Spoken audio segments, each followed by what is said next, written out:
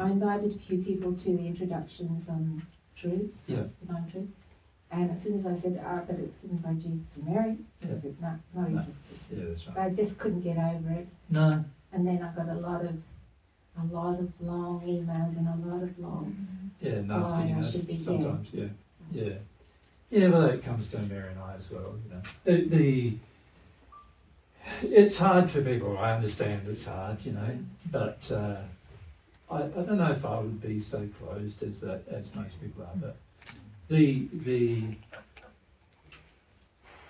know, a person's inner reality, their truth, as we were just discussing, their inner reality or their truth defines what they'll even be open to accepting. And it's really interesting how God works, because God often introduces to them to the truth over and over and over and over again. And the only impediment to a person accepting it is their reality. And they believe what they believe to be real is real, without there being any consideration that perhaps it's not. And you know, and this is the thing I've never really struggled with myself, because to me it's always been, no, there's God's truth and then there's nothing else really, is the way I sort of see it. And I've always seen it that way. Even in the first century I always felt the same way. And even all through the spirit world I've always felt the same way. So I don't sort of understand why a person would just go, oh yeah, that subject sounds interesting, and then listen about who's talking about it and they go, oh no, I don't want to do it then. That doesn't make any sense to me either. And yeah, it does fascinate me, the psychology that goes, that drives a person's resistance to truth. And that is a subject Mary and I spend a lot of the time in our spirit life looking at, the psychology in people as to why they would reject the truth. Because it's such an important thing to have a foundation of truth is, and why a person would just choose to reject it based upon somebody making a claim that they're Jesus is beyond me, to be honest. And when I say beyond me, I don't mean it, I understand it from an emotional, psychological perspective, but I don't understand it if you really loved truth. I don't understand it then. Because it doesn't really matter what source you hear truth from, does it? At the end of the day, hear it from a fish. Loving fish. Loving fish. Very loving. Like at the end of the day, does it matter where you hear from? Doesn't it just matter whether it is the truth or not? Isn't that the real measure? So this is something that I feel is very, very important to come to understand within a person's growth, is that the truth, the source of the truth, if it's actually God's truth, the source of it should be completely not a part of the discussion. If you really love the truth, you would not make the source, where it's coming from, a problem ever in your life. Of course, it's a matter of determining whether it's true or not. And the average person who thinks that just because I'm claiming to be Jesus, I must be lying, which also doesn't make a lot of logical sense. Now, in the sense that somebody has to be Jesus, just like somebody's got to be Lauleen, right? And just because there's lots of people who've come before me and many probably come after me claiming to be Jesus, it doesn't mean they are. And it also doesn't mean that I aren't. So it sort of, again, surely you would test it out, you know. It's like anything, you'd experiment with a bit. Many of you have done that with me, right? You remember the very first time you heard this guy is claims to be Jesus, and he's having a chat over a pit of high booms over the U-Lot or something. And some of you were there, I think. What was your thinking? Are you thinking, obviously your thinking wasn't just because he's claiming to be Jesus, I'm not going to go, because otherwise you wouldn't have gone. But, you know, you'd just check it out, wouldn't you? I would have thought. Like all the other Jesuses I've checked out.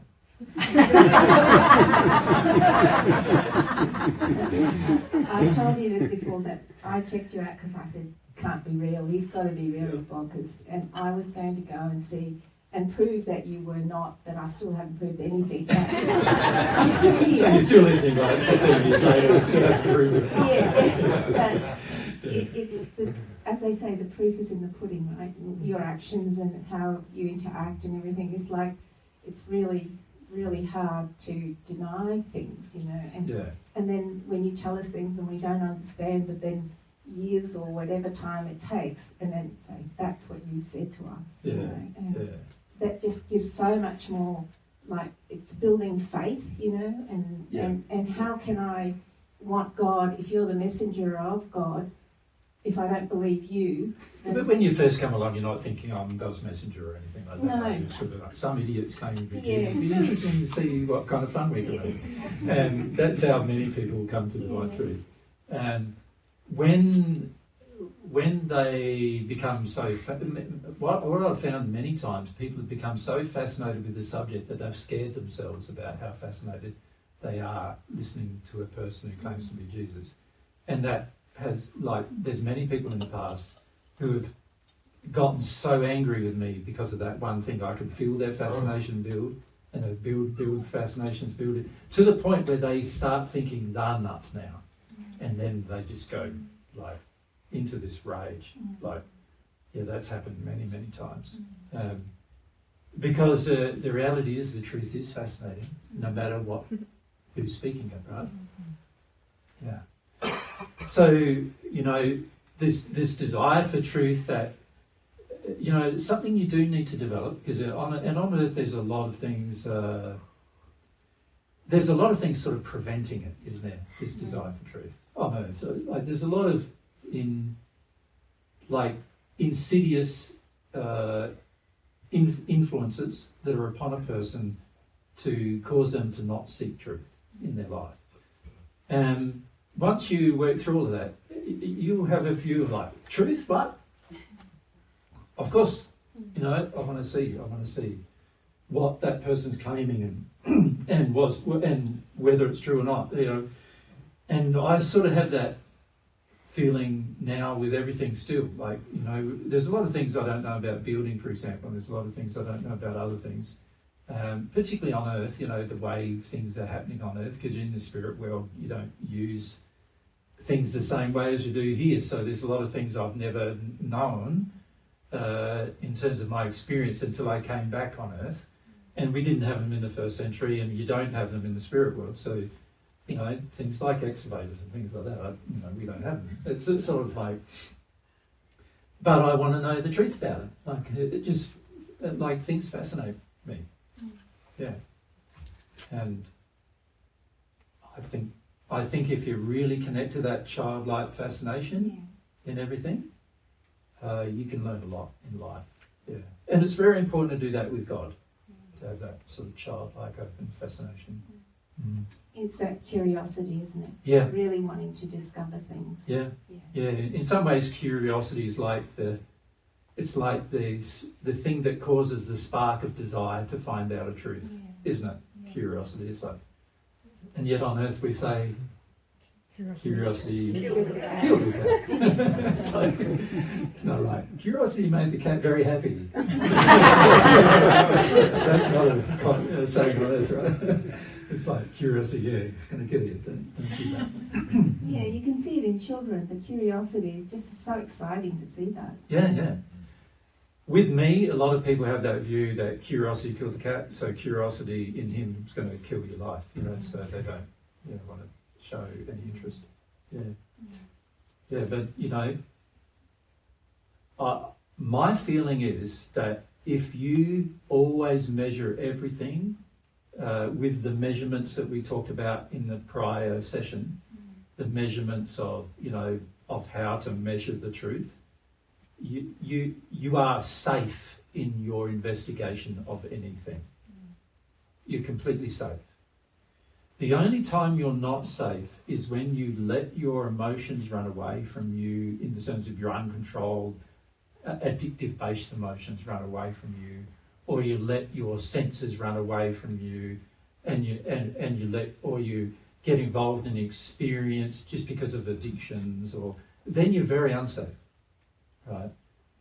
But when it comes to a person learning divine truth, very safe. Everyone's very safe doing that. Yeah. That's going to be the most safe. Because the more you're in harmony with the laws of the universe, the safer you are. So it makes a lot of sense to do it. You know, it's going to make your life safer. Yeah, to do it. Mary, you want to add?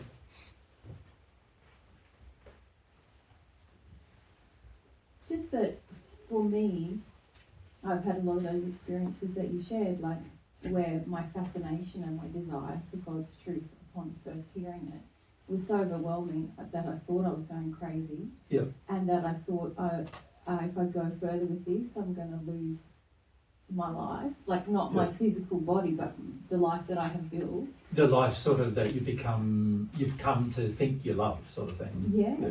And what happened was it did tear down it exposed all of the untruth in my life, and what was left was truth. Anything that remained was truthful and loving. Yeah. And that was tricky to go through, as you know. It was pretty devastating to see how much untruth I had built in my life and how much had been built up around me. Yeah. But it's such a good feeling to come out the other end. Yeah, it is. And also to feel like to face kind of the fire of your own kind of insanity or craziness and come out the other end and go, actually, no, there's a lot of crazy, and and a lot of people are buying crazy as reality. Real. Yeah. And you know, just to go on that journey is like so many people step back from that fire, and yet it is just like the creation. Like, how can we become who God created us to be if we are not willing to go through those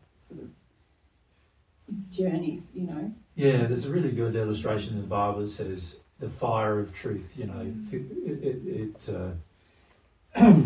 purifies the soul. Well, that's what I nearly said, if we don't go through that initiation of fire, because it sort of feels like that.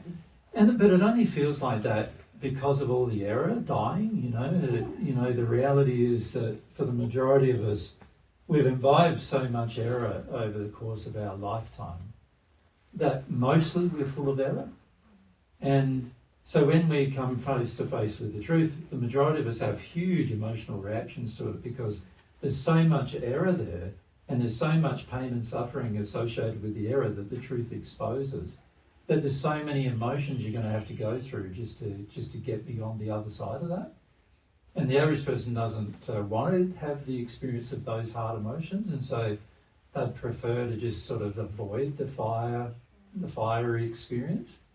But it's a very essential part for your happiness, because you don't realise a lot of times that it's the lies that you're worried about giving up that actually are causing all your pain and suffering. Yeah. It's such a mind sort of screw up that you're living in, and you don't realise. And this is if you love truth, it's going to take you on this journey.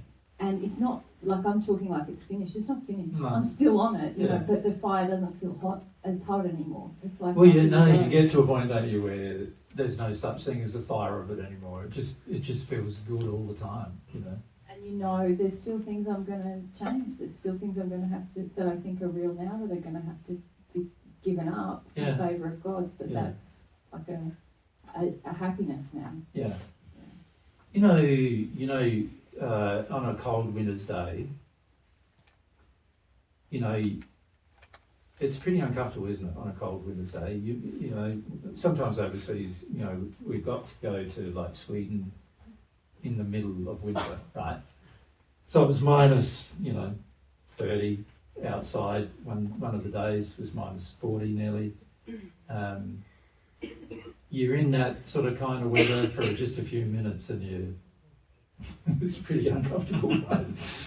And really, to me, that's what the atmosphere of the earth is a bit like. It's just this frozen, fear-based atmosphere that's so really traumatic to live in.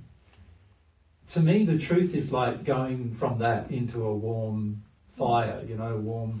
There is a fire in there, to keep you warm, and you go into a warm house, warm fire, keeping you warm. And now you can sort of be relaxed and be more comfortable, and you're not afraid for dying anymore, And it really is the same effect, having the truth in your life. And this is why, if you feel the truth is actually making you more afraid, then it's not the truth you're feeling. Right? Because the truth is actually going to make you less afraid. The truth is going to make everything happier, not harsher. And if you believe it is making you harsher, then you've got some false beliefs that you just have to give up because it's not true. We could talk a lot about truth, eh? I did do some presentations some years ago, for those of you who might not have seen them, where I talked about, I think it was the 13 or 14 aspects of truth over a course of a few months of discussions. Qualities or principles of truth, I think I called it. It's really worth, if you haven't seen that, to have a look at that. And it will help you have a lot more confidence in the truth, in your life. Yeah. All right, so what about this playground you're in? Does it feel like a playground?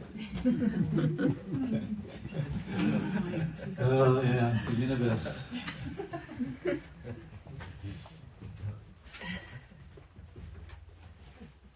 Alright, there's a common view that the universe is infinite, but that's not true, obviously. What's the only infinite thing? God.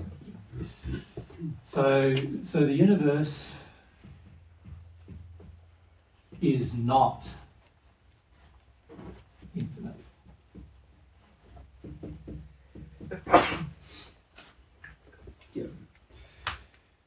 It's a creation. So that's the second thing we need to understand about it. It is a creation. The more fascinating thing, though, is there's a structure of laws that govern its creation and govern the way the universe works. So it's the result of a law-based structure that's invisible to the human, but still exists. So the more fascinating part to the universe is not actually the universe itself, but the laws that govern it. Right?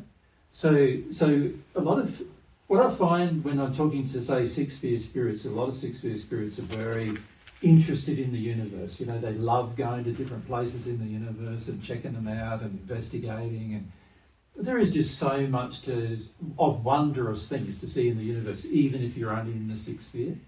There's so many things that you can see, that you can just examine and look at the wonder of it all. And it does affect your heart a lot emotionally when you see just the wonder of the things, and the immensity of it as well.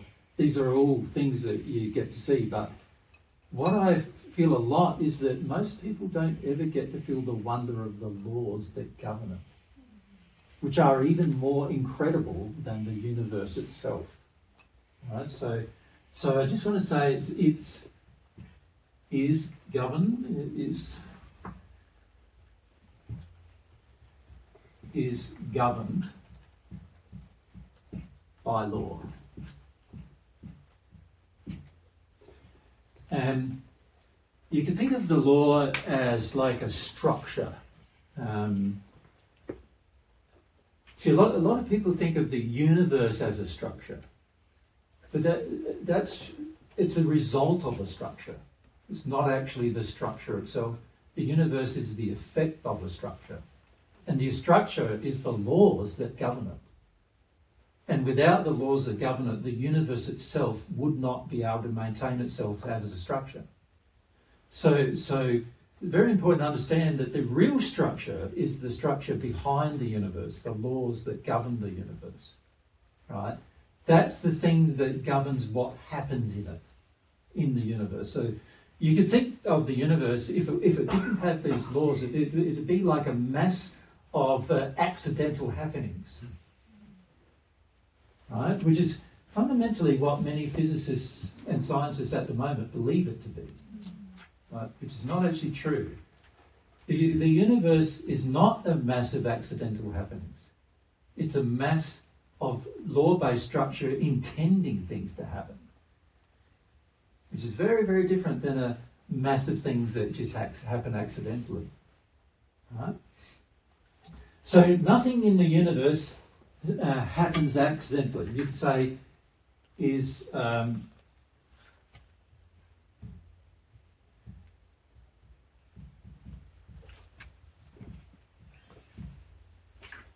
universe is an intention. There's always an intended reason for a thing to occur in the universe. There's never an accident, right?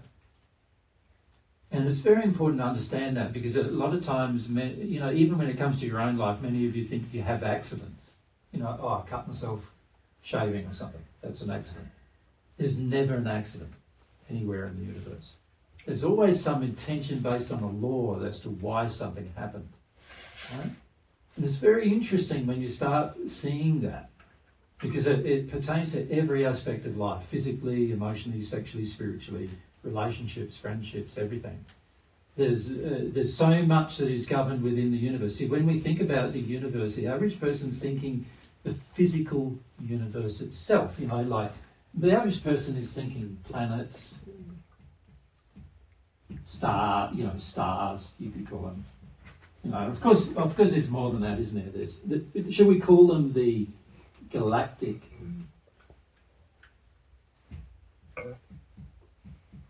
matter, or whatever you want to call them?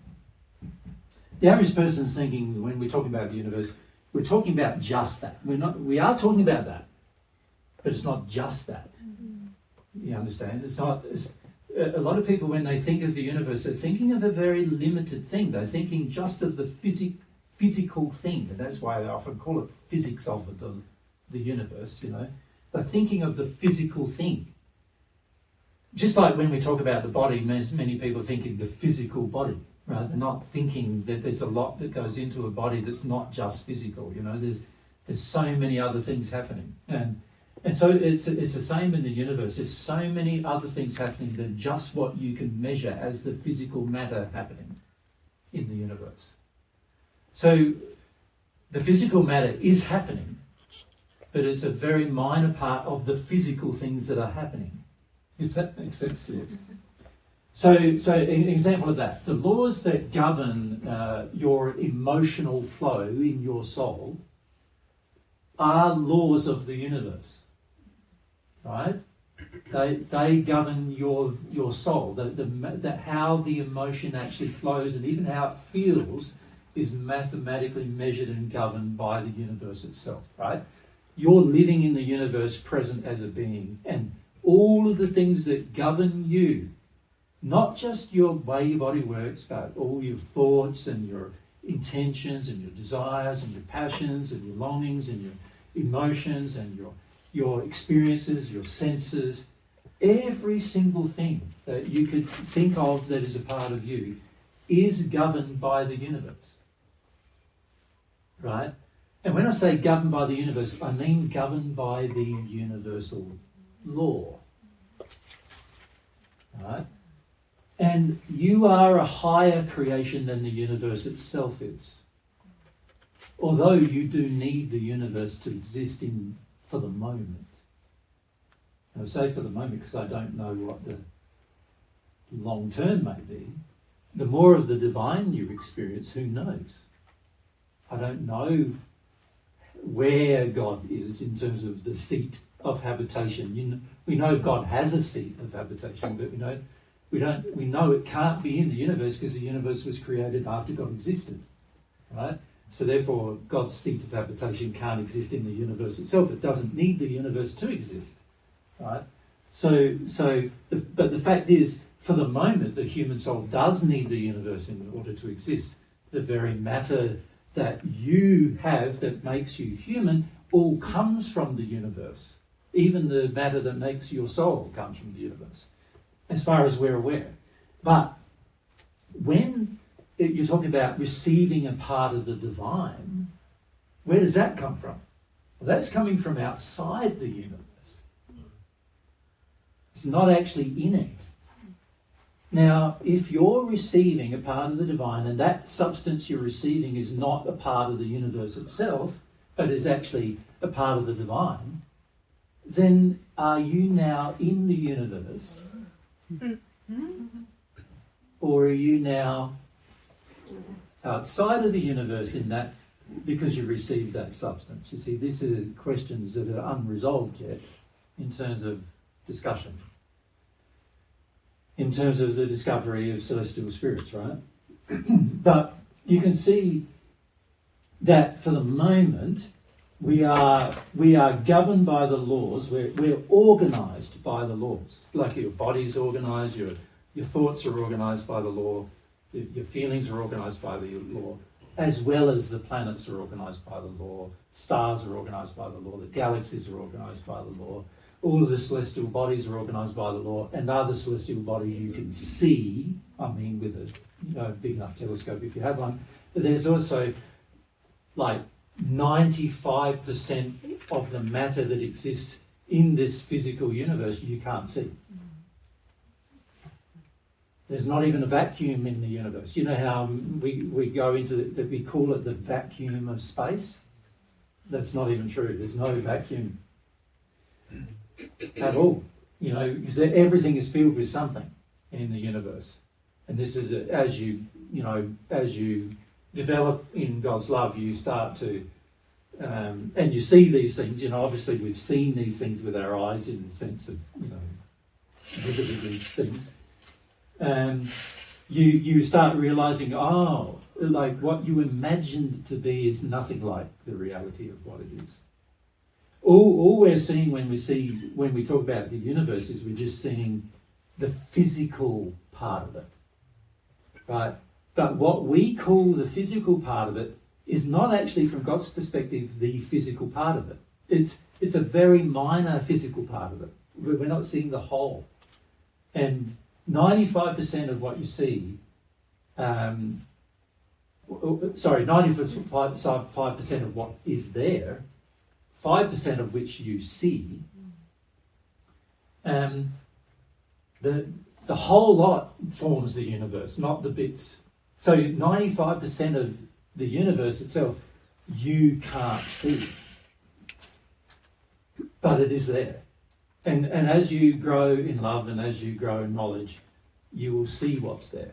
You begin to see more and more and more and more, right? Not just the physical part of it, but the whole universe. So when we talk about the universe, I'm using that term very loosely in a way, compared to how a physicist or a scientist would perhaps use the term, right? But it's not infinite, it's a creation, it's governed by law, and this is the important thing, very much the important thing. And then it is an intention, and what I mean by that is that universe is the demonstration of God's intention. And what is that intention?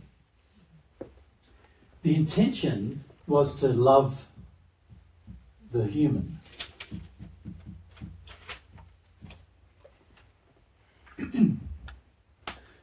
So God didn't create the universe to show off. Although when you look at the universe you go, it's pretty amazing. But he didn't do it to show off. He didn't do it to sort of stun you and make you feel like stupid. But you could look at the universe and go, I feel pretty stupid now because there's so many things you don't. When you look at the universe, there's so many things to learn. You go, well, like blowing my mind sort of now, and so now you feel quite insignificant. But he didn't create you to feel, he didn't create the universe to make you feel insignificant. He created you because he wanted to love the human in an infinite way, in the sense that he wanted to love you now, but he also wanted to love you and give you an experience that's loving 1,000,000 years from now. So to do that, he had to create a universe that had so much wonder and so much information and so much knowledge and so much power and so much ability to wow you for 1,000,000 years or more. So that you can see that what that means is if I'm in the very inception of my time on Earth, I've only just got here type of thing, then this is the case for every person pretty much, aside from 7 souls will return. You're in the state where, in that place, you're basically right at the beginning of your relationship with the universe as well as your relationship with God, right?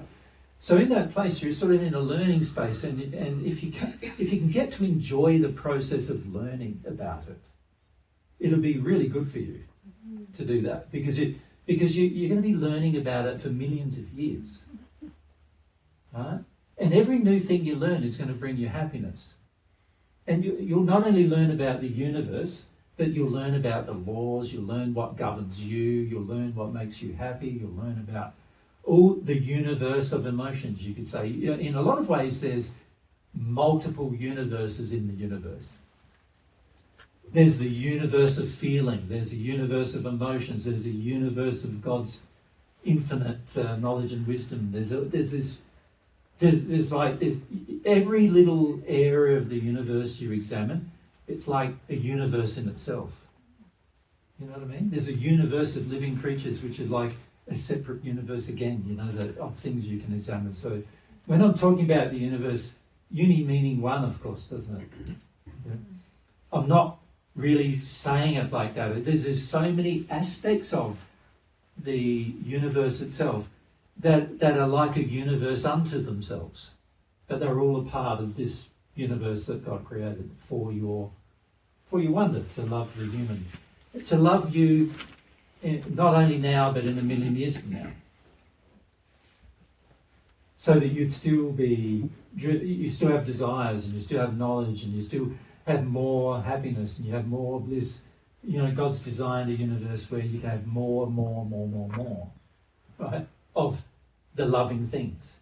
Not more possessions as we see it on earth, but more of all the loving things that are possible. Right? And his whole intention was to just create it to love the human. So you could say even that God created the laws to love the human. The laws govern the universe that loves the human, so therefore God created the laws to love the human. So all the laws God dreamed up, which are many, like I've learned millions of laws, and in the process of learning millions of laws I realised I've scratched the surface, right?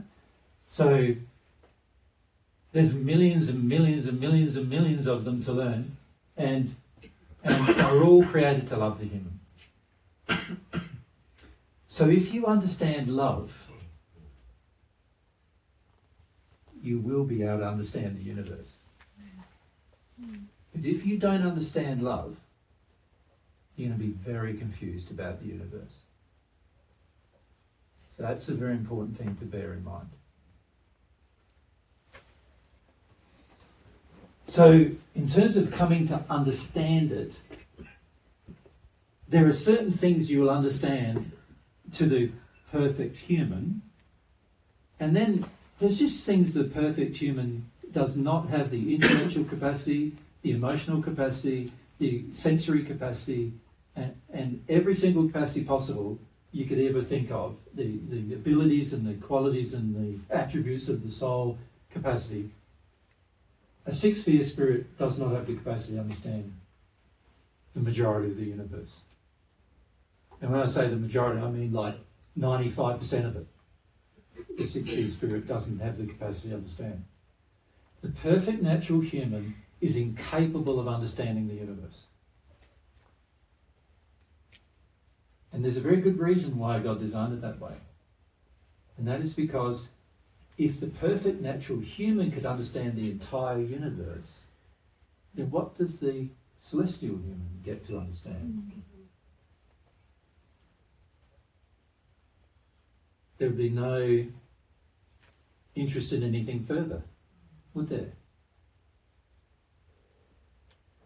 So there's a really lovely scripture that's in the Bible, and I think it's in the book of Proverbs.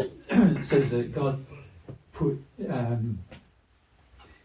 infinity into the heart of the human in order that the human would always be searching for truth for the rest of their existence. Right?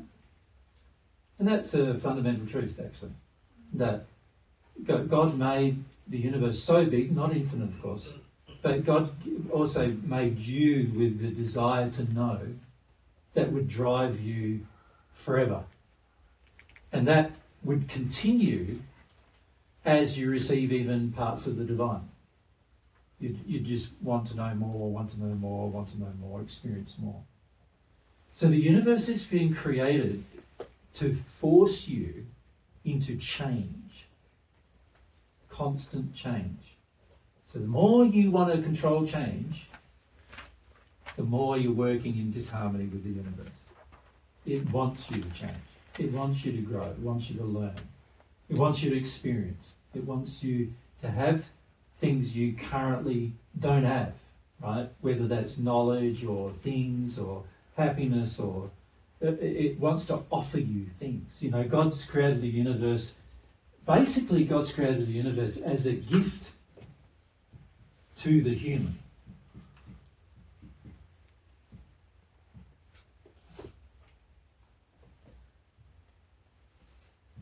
But it's not only the human, it's also a gift to the divine human. In other words, he had to give things to the human to fascinate the human. But given the fact that you all have the potential to receive part of the divine, he also had to create the universe with so much wonder in it that it would fascinate the divine part of you as well. Does that make sense? Mm-hmm. Yeah, so he couldn't just create a thing that only appealed to the human and then went, okay, once you know that, you know everything. And what's going to fascinate the divine human then? There wouldn't be anything left to fascinate them, would there? Right? So you imagine you're living forever. You're going to be a part of the infinite when you receive God's love. So you live forever and there's nothing to fascinate you. It could be tricky, you know. Like, it'd be like, well, now I'm bored, so what do? I'm living forever, like I'm immortal, but I'm bored. That'd be quite a disaster, actually, if you think about it. So it's a gift to the human who is not immortal, you know, the limited human, but it's also a gift to the immortal human, to the human who's going to live forever. And it's really clever the way God did this, because the human who is a part of the divine human creates extra bits of the universe. What? So the fascinating thing is that your personality, your nature, and other things that you eventually express, and the more divine they become, the more you create things, and the more you create things that weren't already there.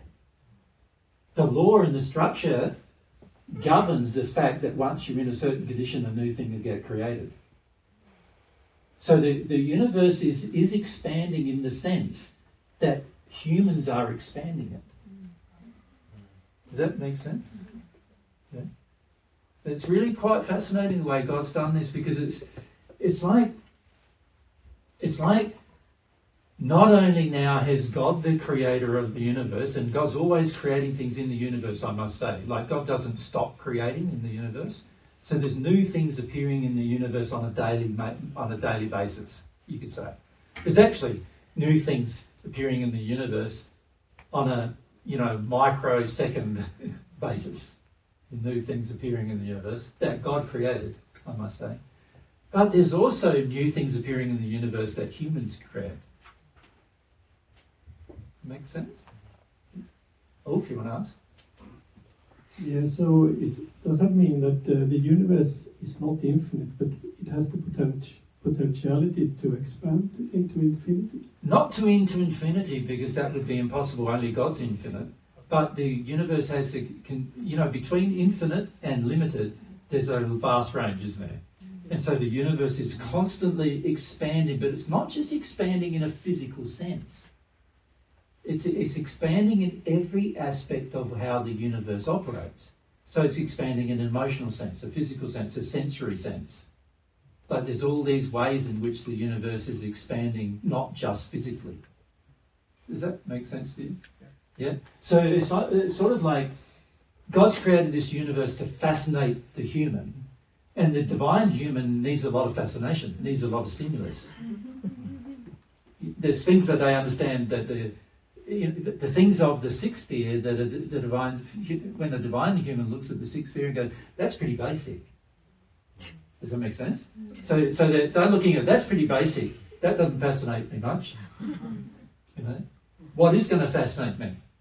More of the divine. Yeah. And the fact is that the more the human becomes divine, the more of the divine they receive, the more that human, based on their personality and nature and everything, creates. So now, when Ulf reaches the celestial heavens, right, he's creating. So there's things in the celestial heavens I didn't see before, but now they're there. Because you created them. And I didn't see them before. So I have to go back and have a look.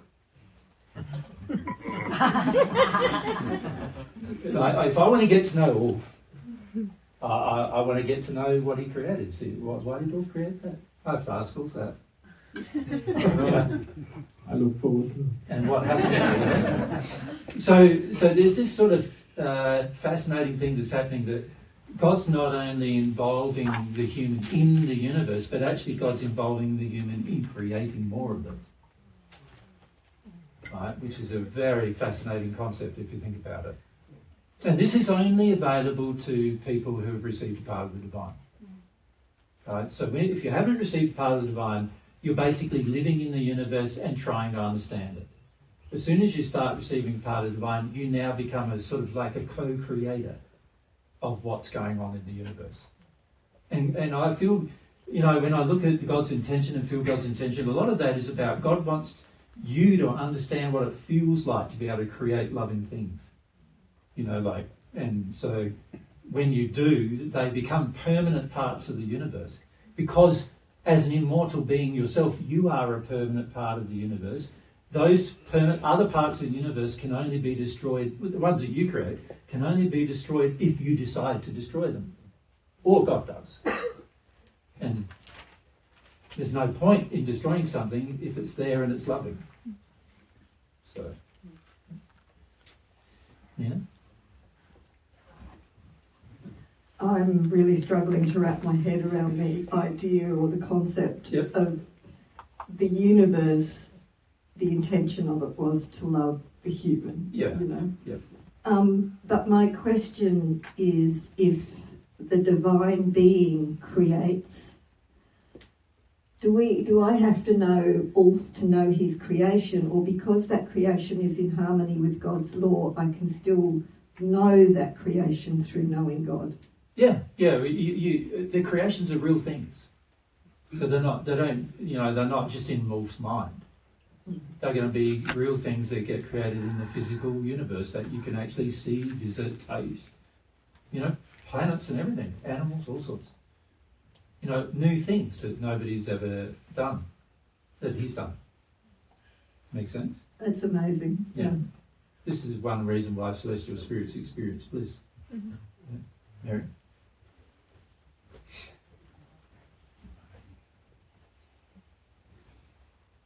So, Jay, can we break this down with the creation thing? Say I have God's love in me. Mm-hmm. You also have God's love in me. Mm-hmm. And we create things. It's the whole soul that does, yes? Yes? Yep. So the things that are in harmony, obviously we're all running around creating this thing all the time. Of course, but not always in harmony, is it? And not permanent. That's never going to be permanent. It can That's never right. form a part of the universe. So That's right. we are putting it into the universe, but it's temporary. Temporary, and it's going to get destroyed by the law if it's out of harmony with the law. Yep. I was just feeling about like soulmate love. Yep.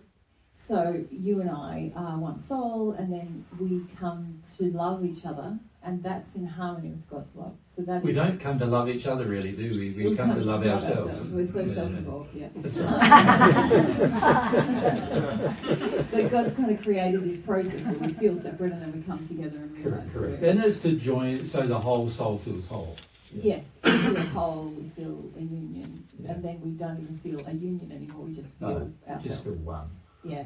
So that is something that through God's process of incarnation that we've engaged. Well, yeah, if you think about the stages of it, is that what you're talking about? Or I'm just asking you to riff on this. Yeah. Because also... to riff on it? Yeah, so. yeah.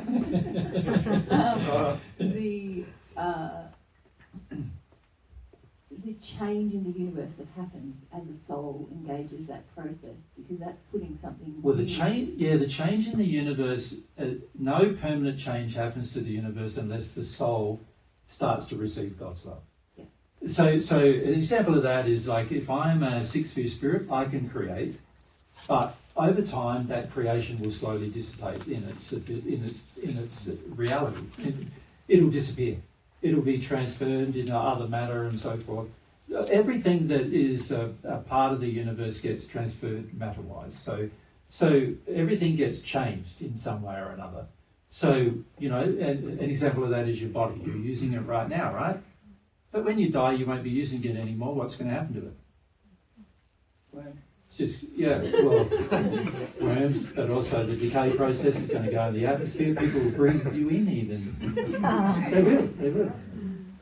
The matter eventually disseminates all over the earth, and you can say every one of us is breathing this air. We're all breathing in past people who have died. That is reality. You are. That's a physical reality. You are breathing in people's bodies who have died.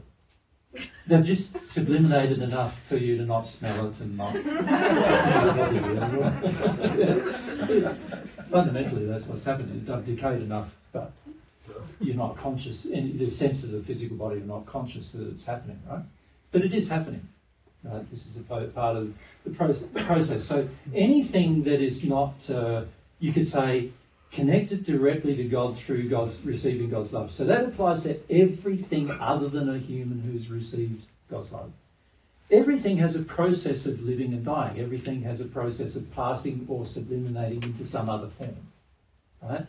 And this is why spirits in the sixth sphere are so worried about their future. Because they are quite worried about their future, because they know that unless there's something that's going to make them permanent, that they are fundamentally temporary. Now that temporary might be hundreds of thousands or millions of years, but it's still temporary, right? It's only by receiving a part of the infinite that you can become immortal, not temporary anymore. So there's creations that go in and out of your life during the time you're temporary, you could say. And the temporary process is the first creation in the heavens before you arrive on earth as a completed soul, and then you separate. That's all temporary. We haven't gone through that process yet, right, have we? Because we need to describe that more. But there's a separation of the soul into two halves, the bodies. That's all temporary. It's all temporary to educate. So the primary purpose of the universe is it's an education system.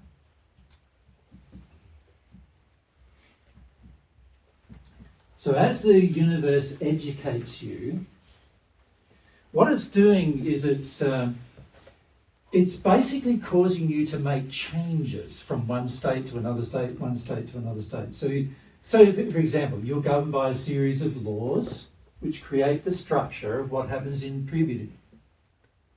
And that's causing you to change from one state to another state, to a new state, right? Triggers a lot of things for the soul, including the beginning of awareness that there potentially is another half of them, you know. That all happens during that time, generally speaking. It's almost, the universe is almost, the law is forcing it upon you, forcing these changes. So the universe is forcing these changes upon the soul that's a human, not divine yet, just the human soul. And those changes will be caused, and you go to the point where you live in harmony enough to live in the sixth sphere. And in that state, you will be perfected in your love of the human. But that's as far as it will go. You will not be perfected in your knowledge, because that's a physical impossibility. But also your knowledge will be very, very limited, because there's so many things above that state that you will never understand unless you are receiving the part of God to understand the new state that you're entering. And you can't enter the new states. There are some new states you cannot enter without God, right? So you could say in a lot of ways you go through this natural human process, which gets you to a six-sphere condition, and that gets you to a state where you can sort of, you're fascinated, absolutely fascinated by the place you're living in the six-sphere condition, and you stay fascinated for many, many, often millennia. I've met people that have been fascinated there for a couple 100,000 years, fascinated with everything they're doing, not learning anything more. Basically, they're learning new things about new things without learning anything about God or how it all works. So if you can sort of put it this way, you're constantly having new experiences about new things that you didn't see before, but fundamentally you're going through the same process, and the process is, this is the process that most six-sphere spirits have experienced over the course of their life. They go through learning a whole heap of new things to the point where they can't understand any more than that. And then that sort of subject loses interest for them because there's a limit to their understanding of it.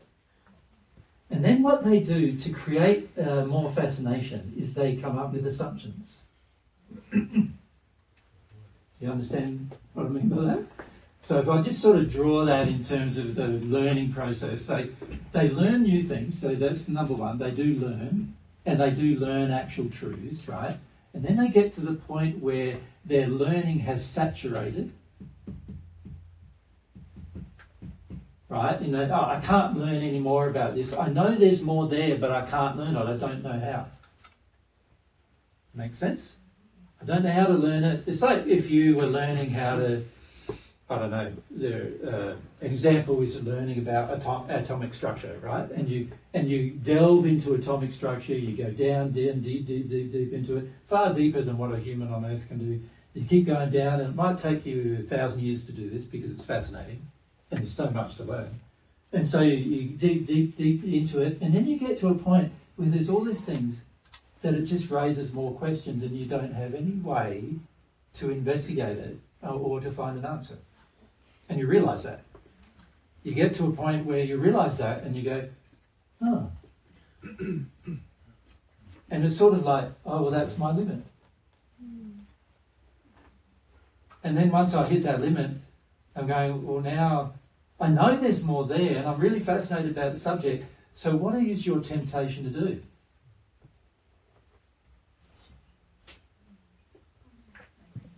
To make things up. To come up with ideas. Right, so in other words, you make things up, basically.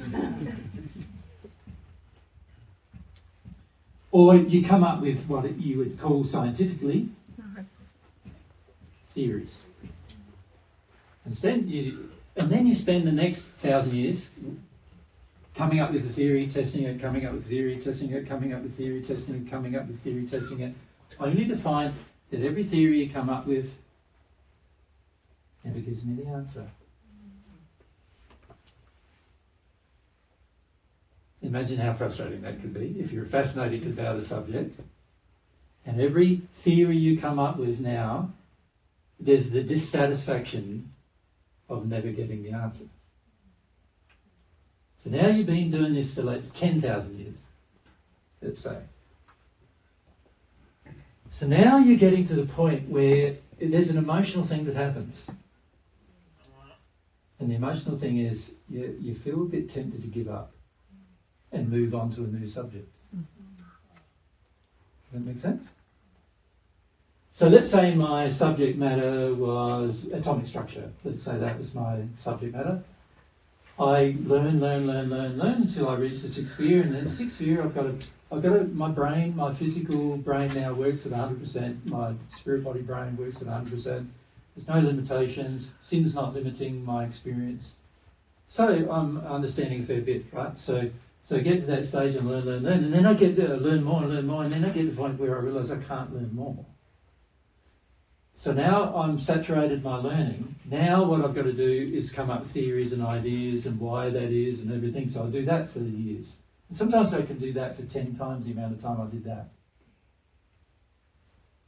Until that doesn't satisfy me anymore either. Now what would you do in that circumstance? Can you see you just move on to another fascinating subject? So let's choose another fascinating subject. Sea creatures. And off we go. First 1,000 years is very interesting. You know, I'm pretty much learning every day. I'm fascinated by it. The next 1,000 years or two, I'm coming up with theories again, and I come up with theories, and I can't really satisfy the answer to those theories, and I can't really work it out. I even in that place of the theories, write books about all my theories, of which some get transmitted to Earth even, of those same theories.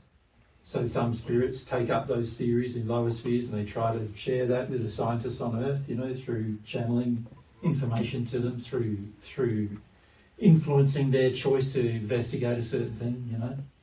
And that all happens, all of that happens regularly, you know, every day, pretty much. So I'm now fascinated about the next subject, I'm investigating that, but again I reach this point of saturation and then I come up with my theories and my ideas. Now imagine you've done this a number of cycles, like maybe 100 of those cycles. Like some of the people I've met have done more than 100 of those cycles.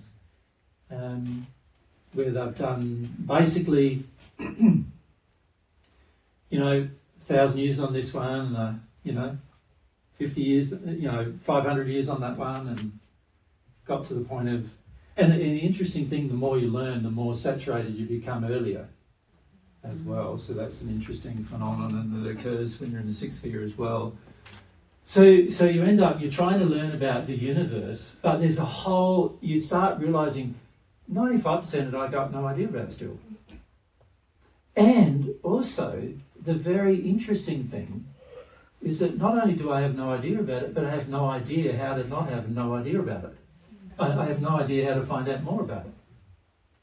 I don't know what to do. Right? And you can imagine what you start to feel in that place. And it's the same with every investigation. Like, you meet your soulmate, you're in the sixth sphere, you meet your soulmate. Most people in the sixth sphere generally have met their soulmate by that point in time. They meet the soulmate, they're fascinated in their soulmate, they learn about their relationship, they dig into their relationship more and more and more because it brings happiness, do more and more, they get to a point of saturation, and then they come up with theories. How does this work? How does that work? Experiment with this, experiment with that, experiment with this, experiment with that. Next 10,000 years experimenting with theories about how to get closer, what is going to happen, how to grow, only to find out also that all that I don't know more about. Does that make sense? Interesting, eh? Yeah. Nikki, and then Mary, and then off. I'm just thinking, like, try and put myself in that situation you've pictured and stuff. Mm-hmm. Like, surely there'd be a point when you just cry out to God, like, what is this? If you believe in a personal relationship with a God who actually listens. See, most people don't. Most people, in this state, most people believe there's the universe. I know God exists, but God's just given me this universe. And so they're not interested in God so much as they are in the universe. And so they never think to ask God. I don't get that. Well, you wouldn't have. In the same position. I do get it in the sense of, to some degree, I get it. In the sense that If you're so fascinated in your day-to-day life, which most of you are, right? Even though it's not very fascinating. You forget to involve God, don't you? Huh? Imagine if your life was really fascinating. Not just a boring, mundane, or not just a traumatic thing on earth or anything like that, but it was really, really fascinating. Every day was a new experience, every day new learning, every day was a fascinating thing to learn. How distracted would you get? You're distracted by telly. I don't even learn by that. Right? So imagine what you would be like if you were actually learning things. You'd be pretty distracted, and you can get pretty distracted by it all. Mm-hmm. And if you had always believed that God's afar off, and you know God exists, but God's afar off, and God's not personally interested, God's just given you a whole series of laws, so by this time you do know there's laws, and you just go, well, God's got this energy that controls the laws, and so I just got to live by the laws, and so I'm not thinking about a personal relationship with God in that place.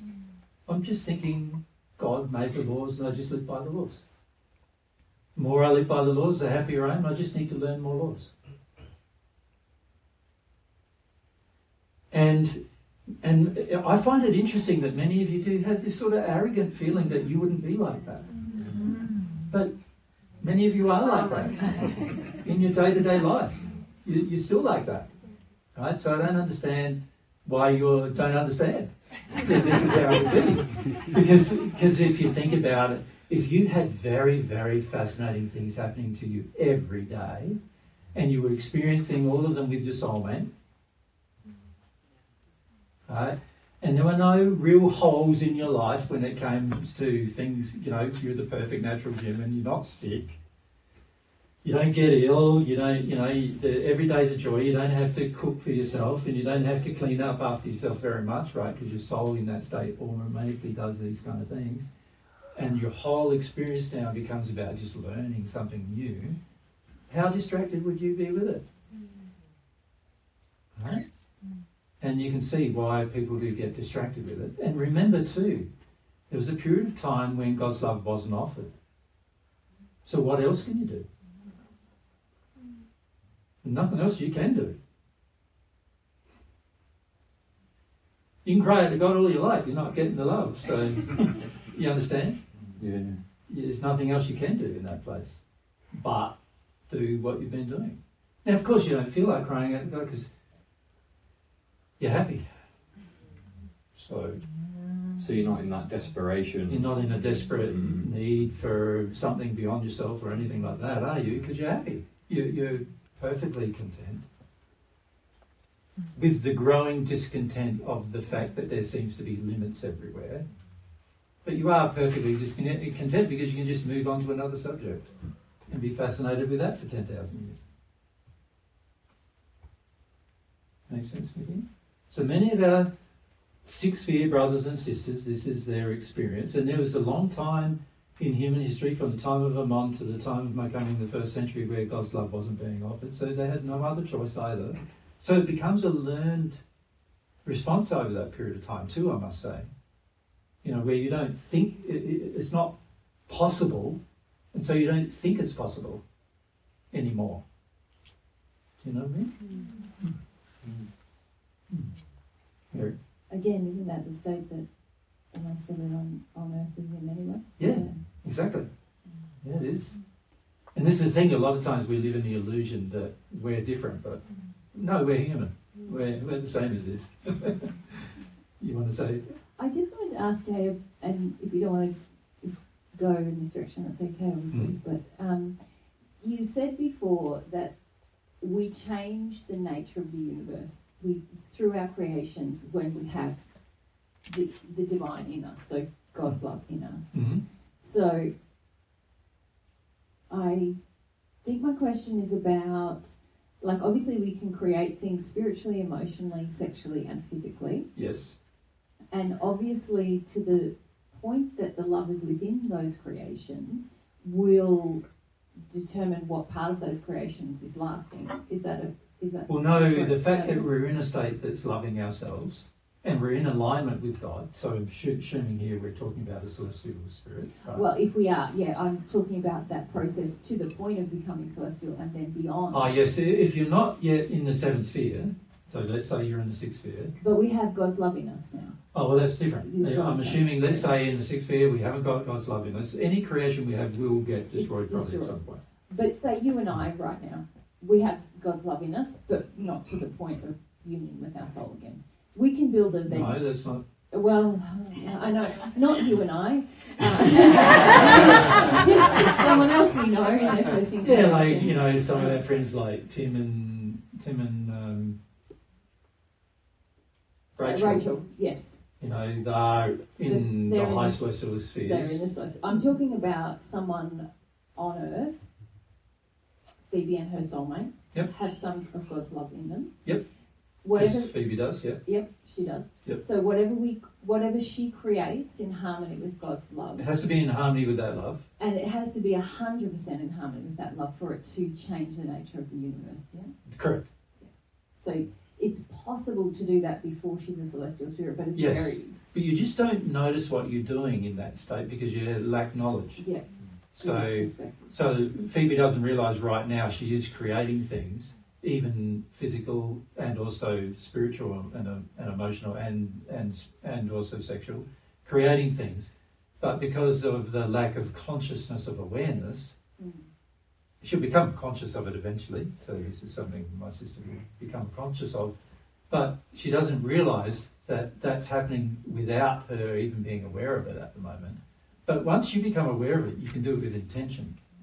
So if you're not aware of it, it's sort of just happening without you really understanding what's going on. And then you get to a point where you realise it's happening. It's sort of like, an example of that is I realised that I was creating wars on earth in this life just by being angry.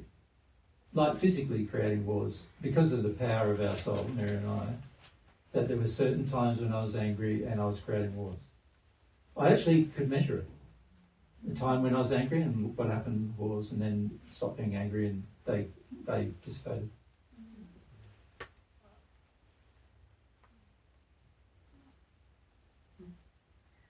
Pretty scary for the 14 in that regard, but yeah. What that I don't want to diminish from that point you just made. Well, no, you know, go on. Well, in the other direction, what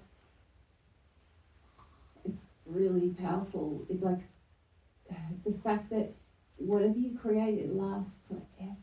It's good and it lasts forever if you do it in harmony. Unless you destroy it. Yeah, and that's the bit I don't understand. Well, you may want to. Like, it's Why like, would you destroy it, and how Oh, could you? If it's, by your desire. So it's like God could choose to destroy all humans that haven't received part of God. God could. They could have fulfilled their existence, and God could destroy them. And we've said this even in Patriot messages. God could destroy them without losing a part of God and without actually being in disharmony with love. But say I built an orphanage in the spirit world, completely in harmony with God's love, and it became a part of the universe. And It's not going to be a permanent part because an orphanage is never going to be one. Okay, so It's not a good example. No. No. An orphanage by nature assumes that they don't have parents. Yes, and And then of course one day they that all will eventually realise they have a change. parent, God, and so they no longer need an orphanage, and so naturally it's going to disappear. I create a forest. Yep. Completely in harmony with God's love. Yep. And then it becomes a functioning part of the universe, and it's a gift to everyone. And how could God allow me to go and cut it all down, like spiritually or emotionally? Because you have free will, you're allowed to. If But you you feel never it's, would you? if you feel it's satisfied the point of your creation of doing it, and you feel you'd rather take that energy back and then put that energy into something else, why wouldn't God allow? Free will. It's Exactly. just so powerful. We've just got no idea how powerful. Mm. What it Yeah, so God has the same will, of course. God can destroy. God could destroy the whole universe if God wanted to. And anything that, anything in it that wasn't in harmony with God's love or hadn't received all of God's love or some of God's love would go. If God so decided. But you're saying, so would we, if we so decided, and that's where like this being made in God's image is also so incredible, isn't it? Because it's like, That's right. we can create and take away, even when it's totally pure. Like that True. is such a powerful thing. We always talk about it in the negative, but in the loving Yeah. sense. Yeah, so you can create a planet and then decide, oh, it's finished its function, get rid of it.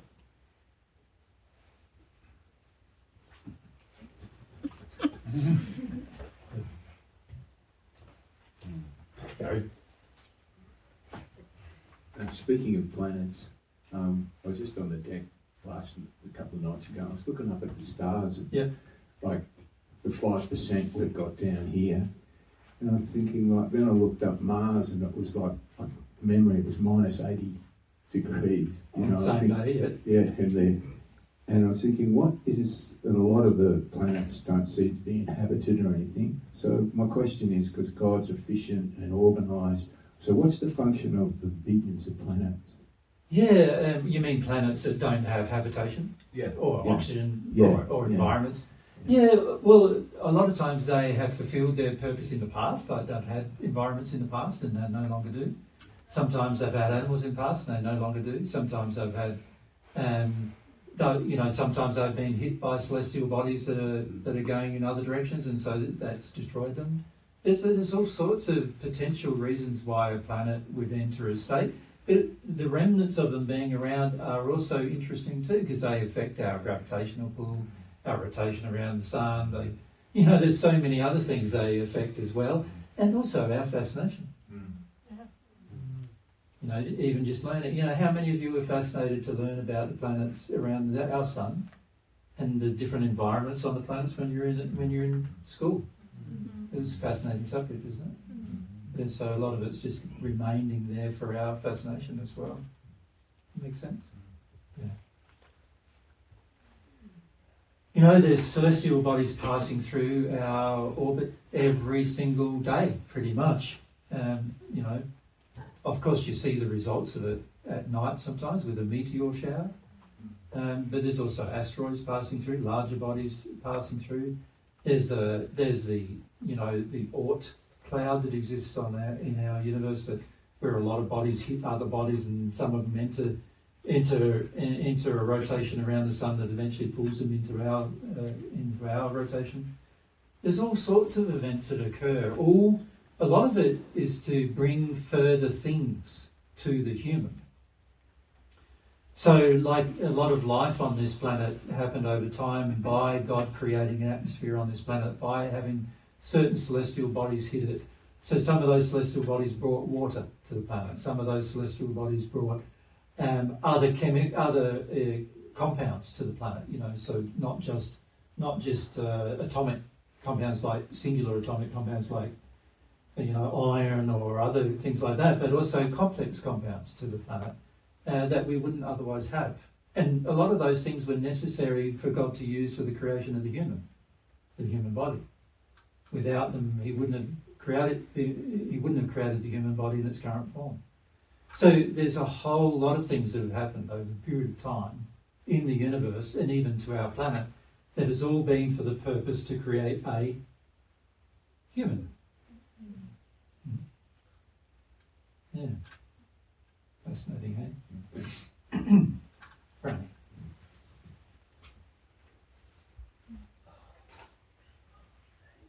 I'm just going to ask, what's the celestial body? Well, I'm sort of calling it very loosely, any matter that exists in the universe, physical universe that we can see, can be transferred from one system to another through the travelling of different things between those systems. So even in the past, and even now, whole galaxies collide, where you have like thousands of suns colliding with other thousands of suns and things like that, all creating and being then distributed around the universe in order to provide future planets, you could say, for the human. Yeah. Make sense? Yeah. If we just go along. Just back to the previous subject about the six sphere spirits that are very happy and For a period. And fascinated and don't feel the necessity to long for God's love. And then you read in the Paget messages spirits like in the hells that are suffering and desperate and cry out for God's love. I just was wondering, in the desperate state, would that create more of a desire to long? Well, sometimes it does, yes. Sometimes it does. And that's why oftentimes celestial spirits are here on earth or in the hells trying to help people to learn about God, rather than in the sixth sphere trying to help people learn about God. Because when you get to the sixth sphere, you become very satisfied with your life. You're not unhappy anymore. You're not discontent. You're not in pain and suffering anymore. All of that's gone. Your body's perfect now. So all of the imperfections of your body, the pain of the imperfections is all gone. So naturally, you're quite self-satisfied. And you've done it through your own progress. You've done it through your own decisions. So you're quite proud of yourself because you've done that. And so sometimes when you go to a sixth sphere spirit who's in that condition, it's very, very hard to help them, right? And you can a lot of times only help a sixth sphere spirit when they're in a place of discontent after they've had one of these cyclic experiences. In the hells, it's very, very different, because you can go to a person in the hells who's crying out for help and give them help and point them in the right direction because they're crying out for it. And most people in the hells are crying out for help because they're in pain. And the pain often has been caused through the bad choices of the past. But in that process, they're often more open to new ideas that they hadn't otherwise considered. Just like many of you were open to new ideas you hadn't otherwise considered when I presented truths to you first. Right? For whatever reasons you were. Now, for many of you, it wasn't because you were satisfied. It was because you were unsatisfied with something. Does that make sense? Yeah. So a person who gets a degree of satisfaction, sometimes it's hard to influence them in a positive direction because they already believe they know what you're talking about and they already believe they experience it. So it's a bit like saying, I start teaching about, say, soulmates in the sixth sphere. All the people who are already in a soulmate relationship think they're already experiencing all that. So they don't think they've got much to learn about that. So why would they attend? But all of the people in the first sphere who don't have their mates with them and haven't had any mates with them for maybe sometimes 100 years, and they're so lonely and they're so it can be a lot easier sometimes to talk to them. Make sense? Yeah.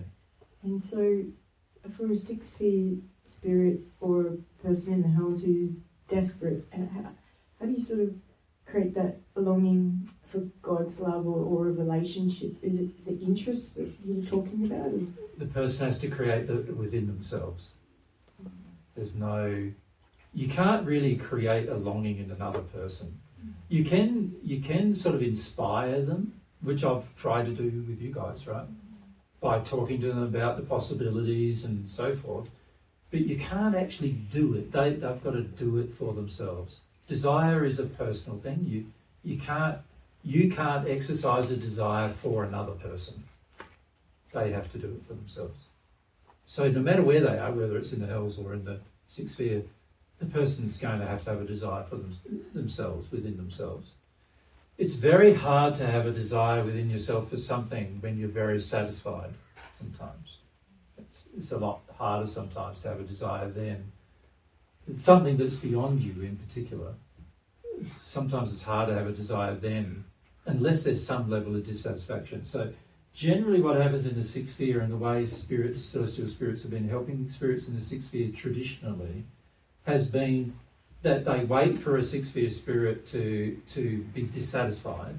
So this is what, like my friend John did with, say, let me just think of someone you would know, Socrates, right?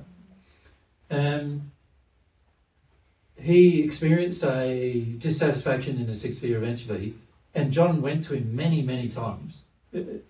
And he kept sort of getting to the point where John would go to him and say, have you thought about this sort of thing? And this was over the last 2,000 years, right? So there was a 2,000 year period of which it took like a solid 500 years, right, for Socrates to listen to John. He would feel dissatisfied. John would go to him because he could feel the dissatisfaction. John would talk to him, and Socrates would go, "Why is he talking to me about this for? I don't make any sense out of that. That doesn't make any sense to me." Ignored it. And then he gets a feeling of dissatisfaction again, and then John goes to him instantly, as soon as the dissatisfaction is, has a chat with him again. Fascinating chat. And then John goes away and he's going, why did John go? By now he knows John, John name, and why did John come and talk to me again this time? And why did it take 100 years between the last time I saw him and this time? There's that. And then, of course, I don't really agree with what he said. That doesn't make a lot of sense to me. So, I just go on finding another thing to be interested in. Another 100 years goes past. Feel dissatisfied again. Now the dissatisfaction is happening probably quicker as well. So for Socrates, there was about 5 cycles of that before he actually listened and actually decided to make a decision to do something about it. A lot like us, isn't it? Yeah, and once he thought, by the time he got to the last one, he goes, there's something in this, there's got to be something in this. I can see John, he's a very powerful spirit. He knows what he's talking about. Everything he says is logical. Everything he says is with love. He has more love than I do. There's something in the love because I like his company. I wish I had his company more often because, you feel loved by the person, so you want their company more often. I wish I had his company more often. I've got to listen to him more because every time I don't listen to him, he wants to go away. A celestial spirit doesn't waste his time talking to a bunch of people who don't want to listen, right? So he goes, when you don't want to listen, he just leaves, He's not offended or anything, but just leaves. Similar to what I've done with any of you, right? So you just go away and wait for the interest to develop again, right? So the interest develops again and they come back and then they go, listen, this is okay, so off they go.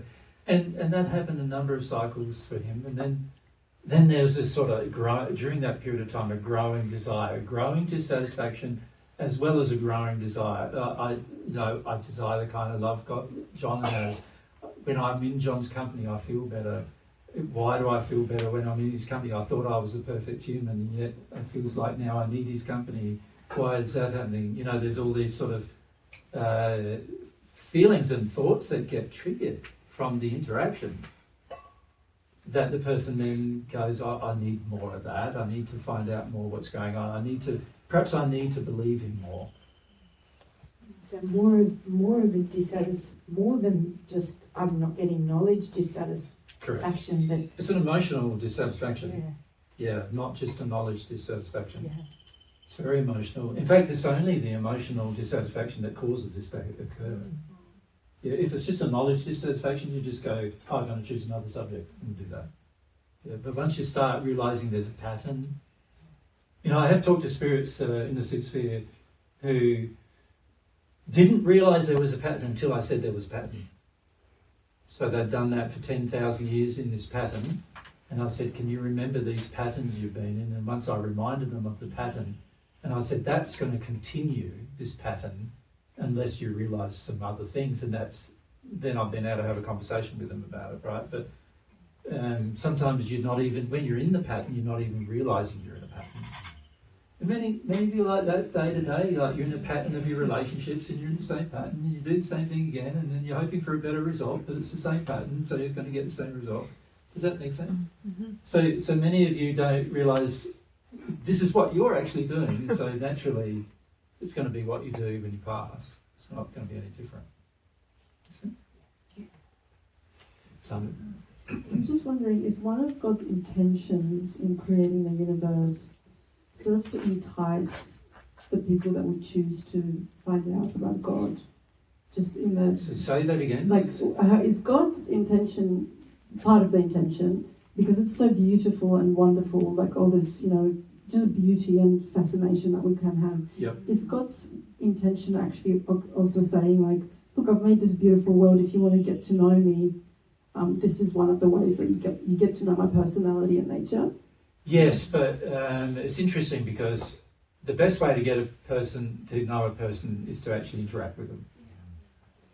But God in the universe is giving you a universe, so there is some level of interaction even before you can interact with Him. If there wasn't some level of interaction before you could interact, you wouldn't wonder what it would be like to talk to the person who created it all. Right?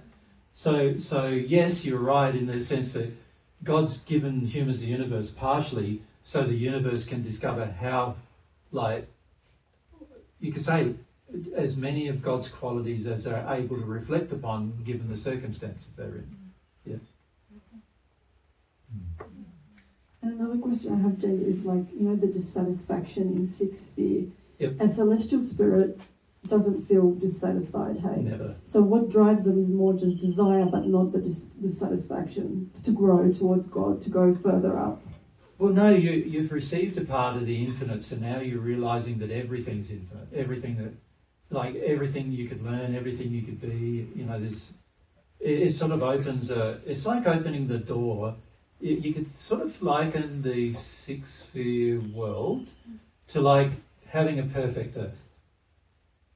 Right? There'd be interesting things within there, like beautiful landscapes, environments, and beautiful experiences with people, because everyone would be kind and compassionate and understanding and loving. And there's beautiful creations to look at, and it's all very wonderful, right? So you sort of have that. But it's like opening a door and there's like a universe instead of a world. And that's really what it's like when you enter the seventh sphere. You start realising, actually, what I thought was the universe and what I thought was my limitations and what I thought was the world is completely different than what I thought.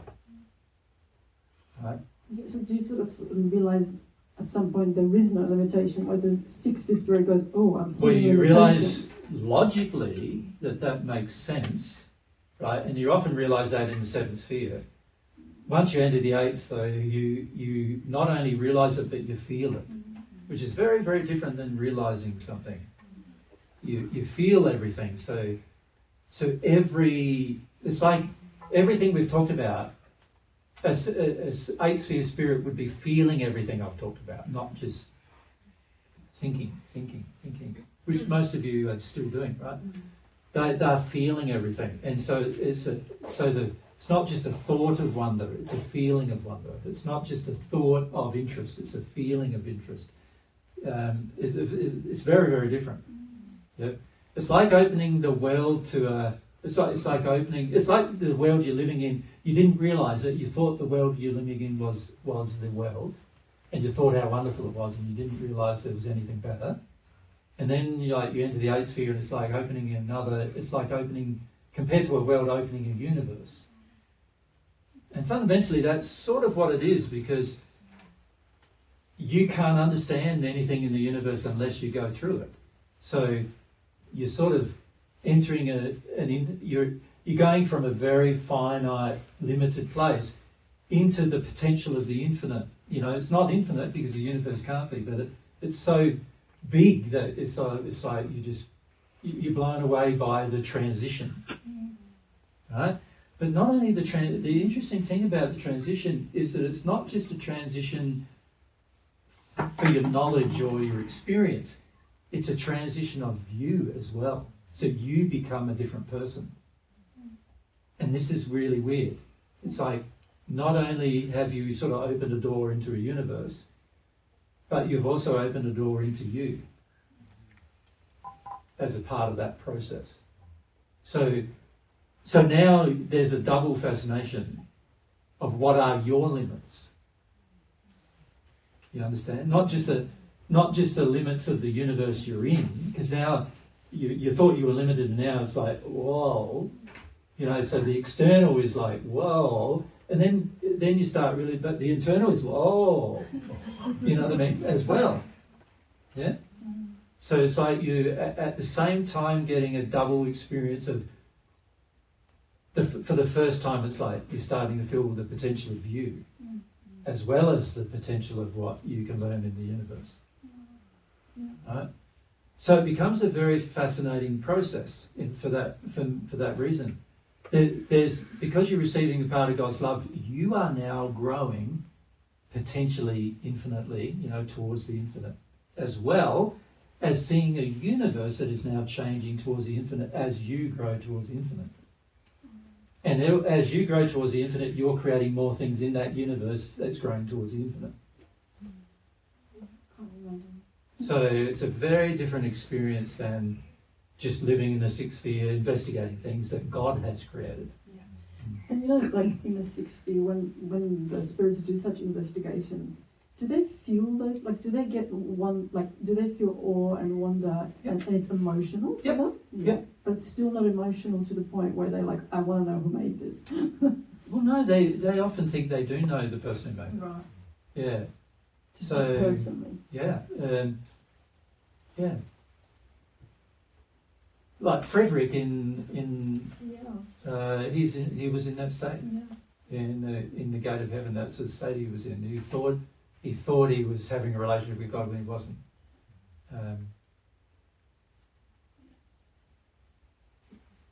It's very hard, I guess, for a finite, little human on earth to understand. I can just honestly, there's so many people in the sixth sphere who come from a religious background, Muslims, Christians, and other religious faiths who believe in God.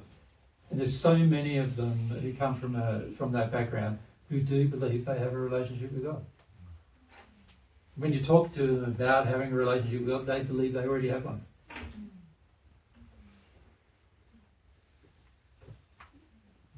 Right.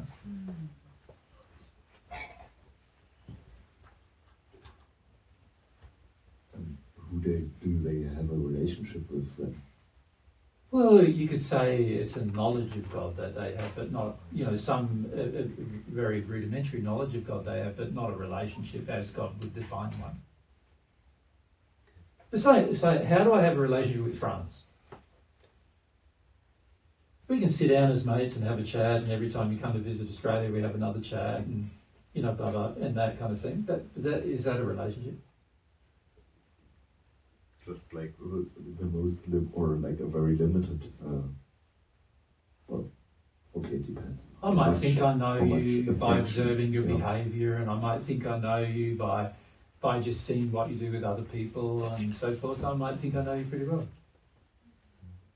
So not really on an emotional level. Well, unless I can feel you, I don't have a relationship with you really from God's perspective. I don't have one. All I do is have an intellectual idea or knowledge of you. So this is how most of you conduct your relationships right now. You are believing yourself to know people that you don't actually know yet. And this is why there is a fundamental belief on earth that you can't really know someone, which is not true. The only way you can know a person is by feeling them, right? And to feel somebody else, you have to feel yourself as well, right? So you can only really establish a relationship through a feeling-based process, right? Now, a sixth sphere spirit, often they have a feeling-based process with their partner or their soulmate or whatever, and they're trying to grow that. But they don't have that feeling-based process with God. And it requires as well to stay in the feelings of yourself while, Well, no, you get to a point where you don't worry about your own feelings anymore. Sure. Yeah, so at the moment, you guys, many of you are trying to learn how to stay with your feelings. But a child does that naturally, right? So you're just learning to undo the damage that's been done to you by staying in your feelings, which you need to do.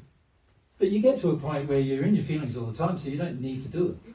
It's like you're there, you don't have to concentrate on staying in your feelings, And what I meant is this then enables a real or constant relationship. Yes, but only again if you want one. So I could meet Franz and not want a relationship with him. Yeah. I'm not allowed to do that, am I? Yeah. So I could decide, oh yeah, Franz. I can see what he likes and what he doesn't like, whatever, and I've talked to him a bit, but I just don't feel the need to spend a lot of time with him. For us in the celestial heavens when we're there, a lot of times we associate more with the people that have the same passions that you have, because you're all working towards common goals with common passions, so you often associate more with those kind of people.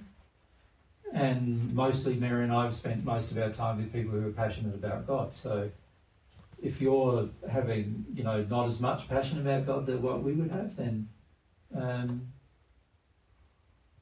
we'd probably spend less time with him. Make sense? Absolutely, yes. Yeah. And I mean, still, it's so graceful from the Celestials, seeing the potential in people, and when there is some openness as well to see this. Yeah. It's important. Yeah, because they're always looking for an opportunity to share the truth of what they've experienced with God. Yeah, so that the average person comes to understand that.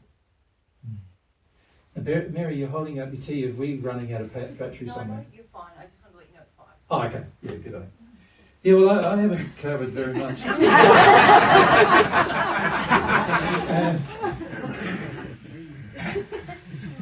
I've only got that much to cover too. It's like and there is quite a lot more to say. So it'll be my next talk probably. You don't have to stop, Jay. Yeah. You can see from the discussion so far, you can see that God's thought about it a lot, right? Mm. When I say thought about it, it's probably not the right way of saying it either, but God was very clever in the design of the universe, making it not only meet your current standards as a human, or meet and go beyond your current feelings as a human, but also to provide interest for you when you receive part of the divine. So it's a very clever design, the universe.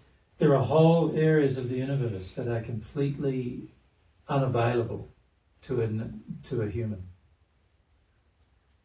And that by nature must be the case, so that the people who are, connected with the divine can have the experiences that they need to have in order to be fascinated. Mm. And it's very interesting too, because the human often would not be fascinated with the things of the divine unless they've received a part of the divine, which is very interesting as well. You need to receive part of God's love in order to become fascinated about some of the things enough to learn about them. So you only learn the things you're fascinated about, right? You think about it on earth now, you're only learning the things that you like to learn about, right? And it's the same principle in the spirit world, same principle in your future. You're going to learn the things you want to learn about. So there are things in the universe, there are things in the universe that nobody's learnt about, ever. But they are there. Right? And the way to get to learn about those things is to firstly get into a condition that matches your ability to learn that thing. So this is a very important principle too, to understand that you will not be able to learn about things unless your condition allows that learning. So there's a common thought on earth that you can exercise your intellect and understand something even if your condition is bad. No matter what your condition, you can understand the thing. That's not actually true. To understand the thing properly, you're going to have a condition that ends up matching what you're attempting to understand.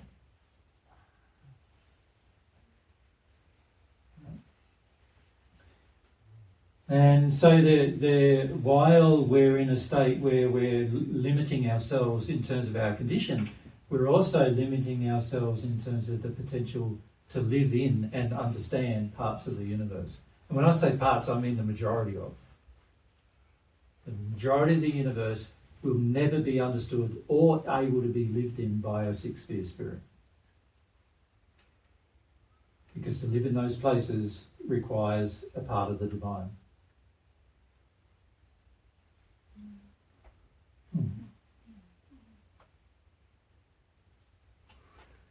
G'day.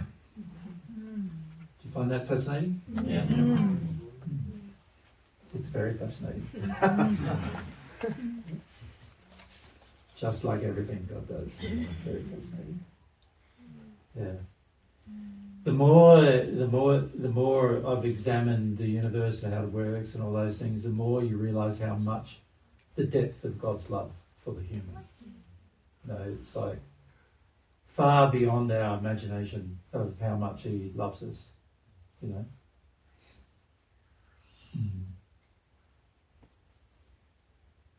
And how much He's thought not only about our current life, but also our long-term, and I mean infinitely long-term future. You know, when you're an immortal being, you're going to be an infinite being. You know, not infinite in the sense of no beginning, but infinite in the sense of no end. And, you know, to provide interest to you over that entire period of time and still have you sort of like gasping for more, you know, requires a very, very clever design. Yeah.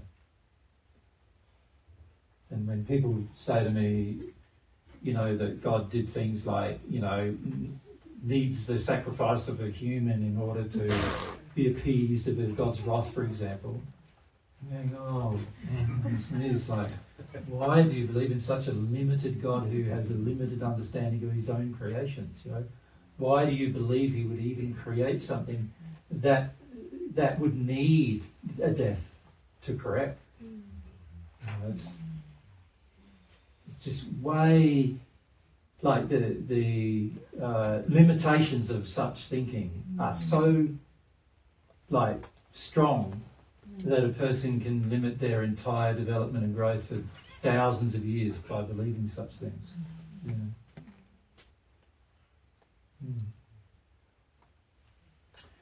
Okay, well we'll continue this one next week, eh? Is that right? Yeah.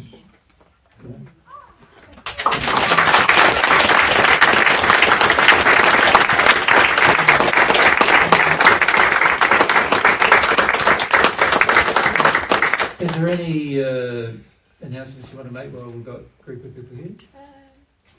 There'll be work this week. I mentioned it the morning. There'll be work. You want the mic, and you can just mention what you need to mention.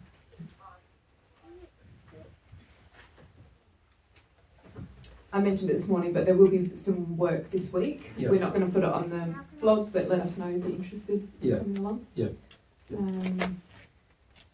Other than that, I don't think anything comes away. No, nothing comes to mind for us. Yeah. Just wipes are just going to be out once a month now, so Yes. they're out today and they won't be out again For another month. for another month. So if you want to grab some. Yep. Yep. And very much thanks to Lorraine for making them.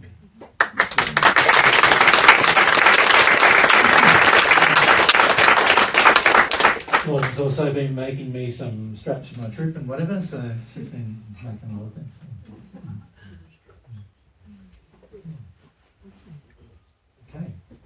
Okay. Nothing from our end either, is there, babe, that we need to... Did you just want to mention next week's book? Next week's probably the last week before we go away, isn't it? Yeah, next week will be our last talk, by the way. Probably. Unless you get inspired.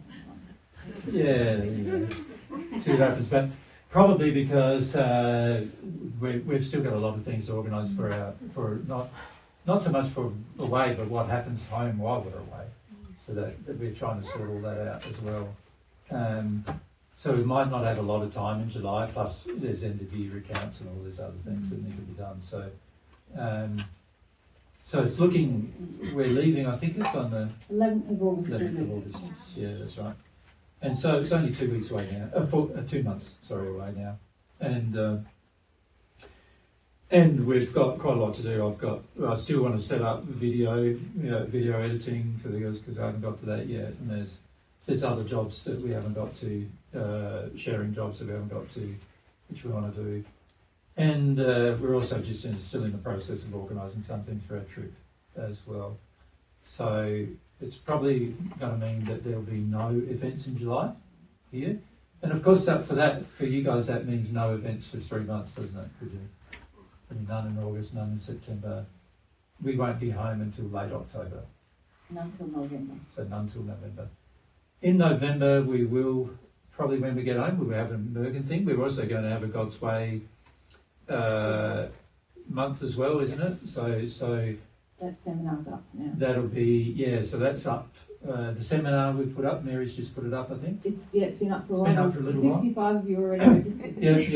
And the 3-day events up. The 3-day events up for God's Way in November. So it's a long way away, I don't know, it's 4 months away now. But for anyone listening overseas, obviously, November is going to be a good month to visit if you want to come and participate. Yeah, November would be, for those who are listening overseas, November would be, if you're going to come and visit, November would be the best month. And there'll be an induction and a tour at the beginning. There'll be an induction and a tour of God's Way. So you have to be there for the induction. So you have to be there for the induction. Yeah. So important if you are overseas, those people listening to this overseas, and you're thinking of coming, well, November would be the time to come. It would be the best time to come. Our next time after that would probably be probably Marchish or something, but we haven't sorted that out yet. Okay, I think that's about it, isn't it? Thank you, Jesus. Jesus has been working non-stop for a couple of months now. Yeah.